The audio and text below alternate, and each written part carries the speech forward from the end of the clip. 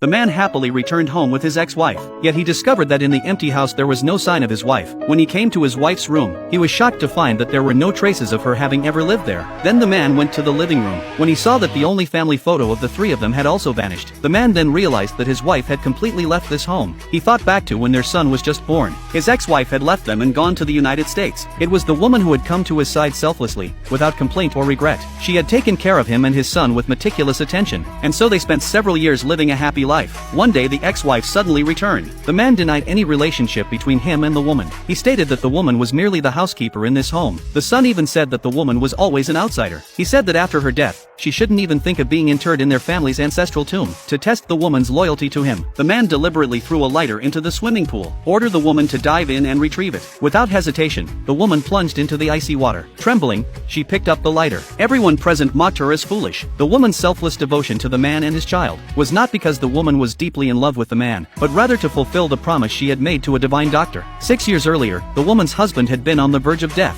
It was the divine doctor who saved her husband's life. To repay the divine doctor's kindness, the woman came to the man and his child's side, promising the divine doctor to care for them for 6 years. Now that the agreed upon time was about to arrive, the ex-wife whom the man had thought of day and night had also returned. Seeing their deep affection displayed in front of her, the woman was not angry. She even went to the kitchen and cooked a meal for them. But the ex-wife had no intention of letting the woman off. She went into the kitchen and threw the prepared soup onto the woman. The man rushed over at the sound. The ex-wife falsely accused the woman of being jealous of her and of losing her temper with her. The man scolded the woman, saying she had no right to lose her temper with his ex-wife, because he and his son had never acknowledged the woman as a mistress of the house. The son also said that they had taken her in earlier, only so that the woman would take care of their daily needs. Now that his mother had returned, he no longer needed the woman as a stepmother. The woman looked at the boy she had raised with great sadness in her heart. Thankfully, only 4 days remained before she could leave this family. The next day, the woman brought cake to the boy. The boy mockingly told her that she relied on his father for everything, and that she didn't even dare to voice a single complaint. Saying this,